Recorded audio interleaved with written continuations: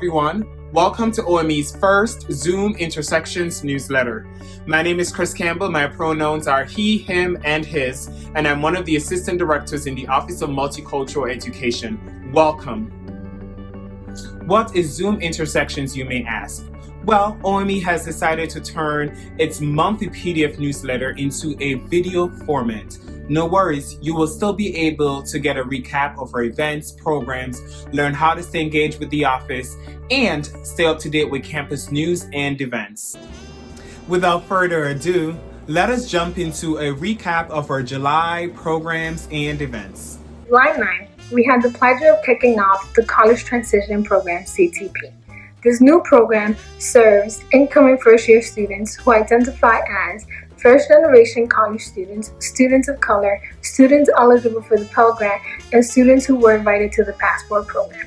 During this inaugural year, our 24 CTP mentors, as well as our 7 staff mentors from the Office of Multicultural Education, as well as the Office of Academic Services and Learning Resources, are extremely eager to be welcoming, building community, and working with the 83 participants of this program.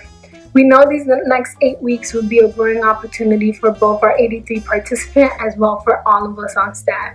And we can't wait to see what this new program will teach us and bring in the future. Speaking of inaugural programs like CTP, the Office of Multicultural Education also kickstarted a brand new program this past summer called the Adulting 101 Summer Workshop Series, which seeks to support students as they develop into adulthood. One of the unique things about the Adulting 101 Summer Workshop Series is that these workshops are actually facilitated by alums. So far, we've had folks like Peyton Schubrick from the class of 2015, Rodney DeLeva from the class of 74, and Kenny Rogers from the class of 03. We've covered topics such as credit scores, how to create a personal budget, or how to pick a health insurance plan. We really want to encourage students to sign up for this program, which happens every Thursday at 7 p.m. Why? 1, you get to engage with alums, and 2, you get to engage with topics that are oftentimes not taught inside a classroom. On July 7th, OME hosted a think tank session for the alumni community. During this brainstorming session, alums were able to reflect on their experiences as students of the College of the Holy Cross and share ideas and advice for the future of OME and how we can best serve the Holy Cross community. One of the biggest takeaways from this session was that alums are really excited to be more engaged with our office and our students. This month, students had the opportunity to engage in a variety of topics of conversations during OME's 6 Feet 20 Second podcast. They had the opportunity to engage in conversations surrounding faculty and staff hiring, as well as ask questions to make an informed decision surrounding the fall 2020 semester. They also had the opportunity to hear from Professor Melissa Weiner from the Sociology Department on the importance of teaching courses surrounding race and racism. Our weekly Watch Wednesday series is still going. Every Wednesday, we create a space for community members to come together to watch and discuss a film that highlights the need for justice, equity, and access. This month, we featured a number of films and documentaries, such as Race to the Start, which highlights the history of the Black Student Union at Holy Cross. To celebrate the Americans with Disabilities Act 30th anniversary, we showed the ADA's 25th anniversary film, which highlights deeply personal stories from people living their lives with various types of disabilities. The participants shared how they cope with their frustrations and celebrate their successes. Others in the film share how they have become self-advocates for people living with disabilities. Amy Brogard from the Office of Accessibility Services co-facilitated a discussion after the film and shared how students, faculty, and staff can create accessible and inclusive events, meetings, and spaces. I will now turn it over to Amy to talk about a Watch Wednesday documentary that she hosted. Hello, y'all. This month in the Zoom Intersections, I want to talk about a Watch Wednesday documentary and discussion that I hosted. I hosted about mid-July, Pay It No Mind, the life and time of Marsha P. Johnson, who was a Black trans woman and a legendary gay rights and human rights activist. She talks about her time at the forefront of the Stonewall riots, the help in the creation of STAR, the Street Transvestite Action Revolutionaries with Sylvia Rivera, and just an overall New York City activist in the 80s and the early 90s. One thing that came up in conversation was that at the forefront of most of these social justice movements, such as the Black Lives Matter movement, LGBTQ rights, the Me Too movement, oftentimes it started by Black women, Black queer women, and Black trans women. And though this isn't new information, it's important information for us to know in the histories of our country and the social justice movements. We look forward to having you participate in future Watch Wednesdays. Thank you. Hi, everyone. This summer, we started the Listen and Learn audio book club series. This series focused on about 3 books. We just finished up the second book, and that was written by Mark Lamont Hill.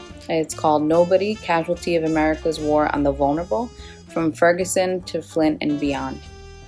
In the book club, we discussed many topics, specifically how in the United States, there are folks who are considered nobody and there are folks who are considered somebody. And the way we focused our conversations and the factors that were included were state power, economic inequality, health disparities, white supremacy, the education system, and how it leaves Black folks vulnerable and disposable in the United States. We highly recommend this book for anyone who's looking for some reading while in quarantine life, and I appreciate all that have been involved in the book club. Next, we will talk about eloquent rage, and we will see you in August. The month of July came with a number of celebrations. On July 18th, we celebrated Nelson Mandela International Day. Nelson Mandela has many accolades. He's an iconic figure that triumphed over South Africa's apartheid regime. He was a human rights lawyer, a prisoner of conscience, and an international peacemaker. And he was the first democratically elected president of a free South Africa. So you see why the United Nations General Assembly would want to celebrate his life. Hello again. In July on the 14th, we celebrate International Non-Binary Peoples' Day. This day focuses on centering and celebrating those who identify as non-binary and the rich diversity of the community. You may be asking, but what does the term non-binary mean, Amy? Well, this describes someone who identifies as not exclusively a man or a woman. This also could describe someone who identifies as both a man and a woman or completely outside of that binary. Many non-binary people do identify as transgender, but it's important to note that not all do. One way, or a couple of different ways, that you can be more inclusive in your language is to steer away from gendered terms. So when addressing a crowd, instead of saying, hey you guys, you can say, hey folks, hello everyone, hey y'all. Or if you're asking about somebody's family, instead of asking about a sister or a brother, say, do you have any siblings? What does your family look like? Another celebration this month was the Americans with Disabilities Act 30th anniversary. On July 26th, we celebrated this important civil rights law that prohibits discrimination against individuals with disabilities in all areas of public life, including jobs, schools, transportation, and all public and private places that are open to the general public. The purpose of this law is to make sure that people with disabilities have the same rights and opportunities as everyone else. Happy 30th anniversary to the ADA.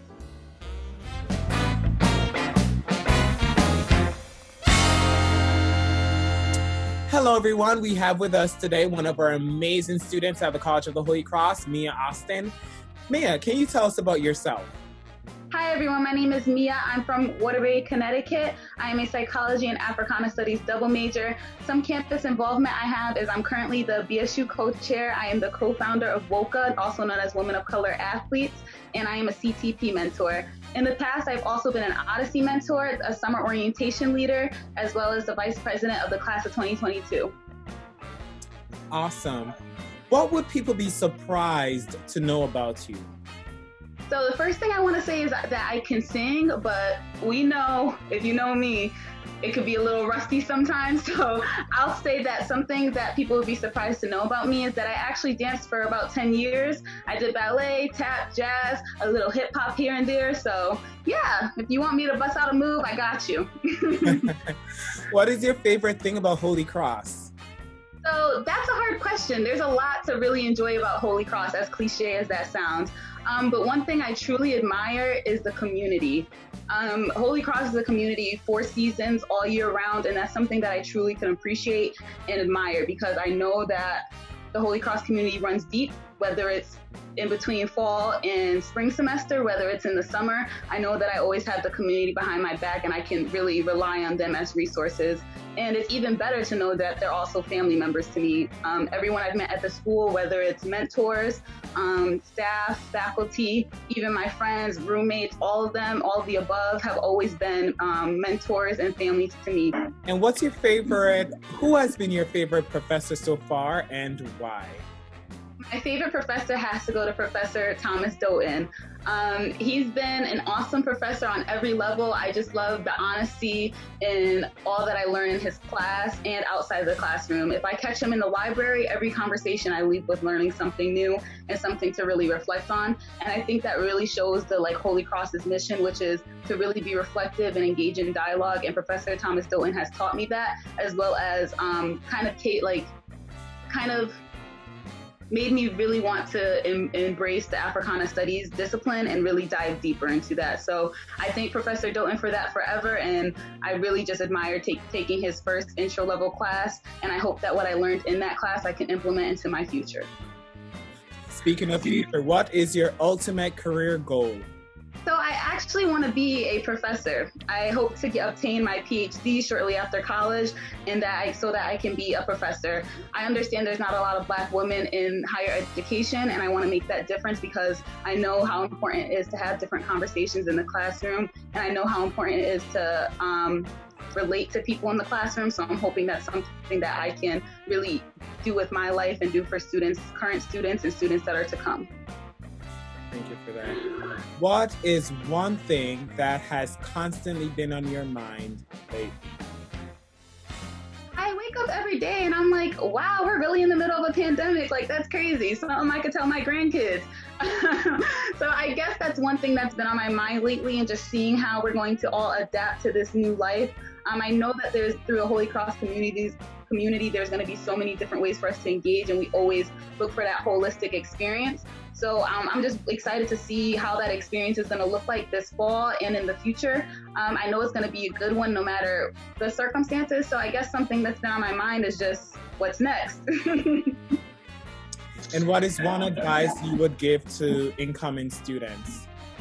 So when I first came to the Hill, being a first year and a first generation college student, I was scared to ask questions. I felt like it would be kind of annoying, but I realized that you're not going to know unless you ask. So if I had to give my advice, it would be always ask questions, whether it's to your faculty, whether it's to your Kimball captain, whether it's to the staff, the OME staff, anyone. Just don't be afraid to ask questions, no matter how long you have to ask that question, whether it's still need more clarification after asking that first initial question. Don't ever be afraid to ask questions. I know once I was in a statistics class, I asked about 30, I was in office hours for about an hour just asking questions.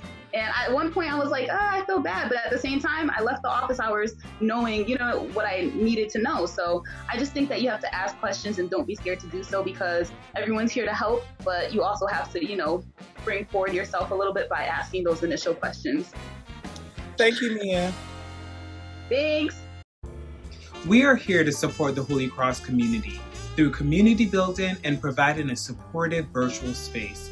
One way to connect with us is via the Lena Me group chat through GroupMe. If you would like information and join in the chat, contact our office via email at ome@holycross.edu.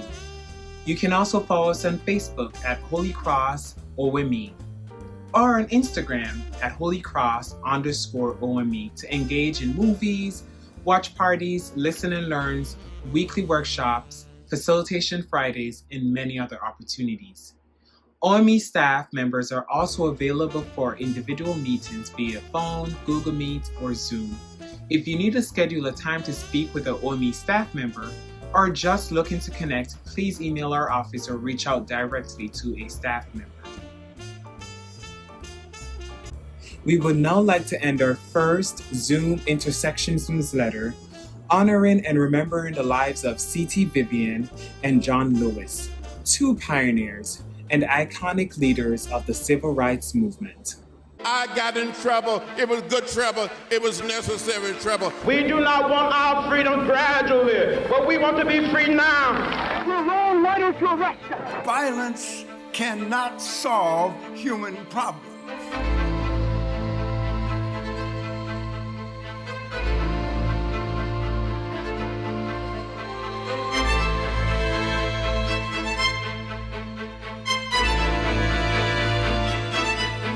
Where is the compassion? Where is the sense of decency? Where is the heart of this Congress?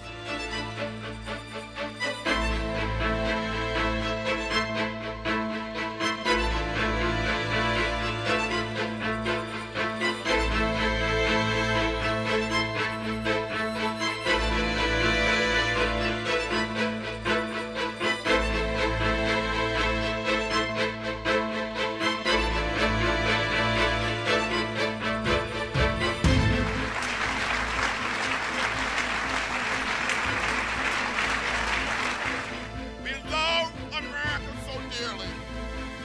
We were ready to die for her. To quote President Barack Obama in an Instagram post he made on July 17th, because of them, the idea of a just, fair, inclusive, and generous America came closer into focus. The trail they blazed gave today's generation of activists and marchers a roadmap to tag in and finish the journey. Thank you for watching. See you in August.